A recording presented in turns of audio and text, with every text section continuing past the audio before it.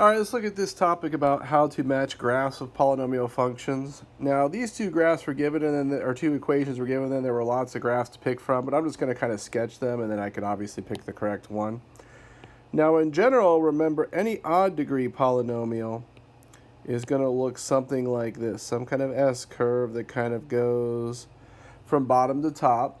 Now, obviously, if it is flipped, if you put a negative in front, you can flip it the other direction. But in general, it's going to kind of go from bottom to top.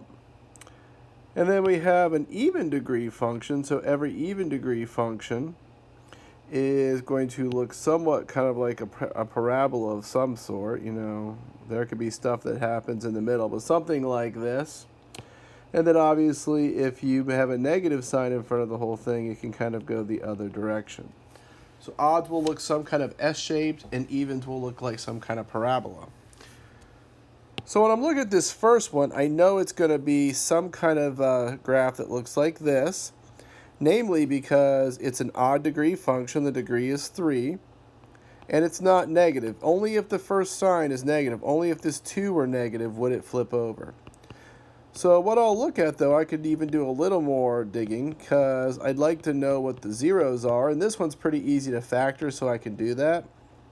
So if I factor a 2x out, I'm left with x squared minus x minus 6. And then that polynomial inside is just a quadratic, so I could just factor it like normal. So that's going to be x minus 3, x plus 2. So what I can see now is I have 3 factors.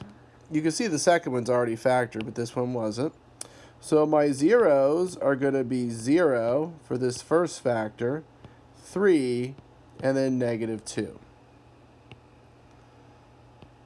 So that is plenty of information to give a pretty good sketch of it, because at negative 2 and at 3, I know the graph has to cross. So I know it's going to cross at negative 2, and then something's going to happen,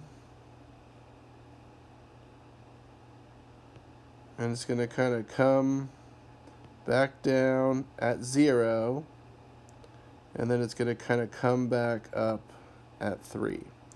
So you can see it looks just like this odd one, except for I just kind of made it cross at the proper zeros. So when you're picking from the list of graphs, you just kind of look for the one that looks the most like that. Now for the second one we have, the second one on the list, this g of x equal negative x squared minus 2, x plus 2 squared. Big thing is this is going to look like an even graph, but notice this negative sign. So it is going to be flipped upside down. It's going to look more like the red one. Now since this is already factored, the zeros are really easy to see. The zeros are 2 and negative 2, but there are 2 of each of them. There are 2 in this one and there are 2 in this one. So that gives us that even multiplicity. So remember, when you have an even number of roots, it's going to touch the axis and not cross.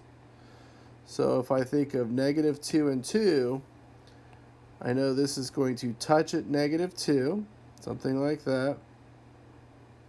It's going to bounce down somewhere, and then it's going to bounce, it has to bounce back up somewhere because it's got to touch there again.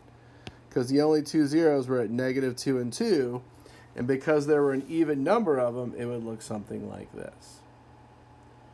So just knowing the general shape of an odd and even polynomial function, and then knowing a little bit about its zeros, I could sketch the graph and get a pretty good idea of what it looks like. You obviously are welcome to plug this into a graphing utility and kind of see what it looks like, but nothing too tricky about how to get a sketch of the graph.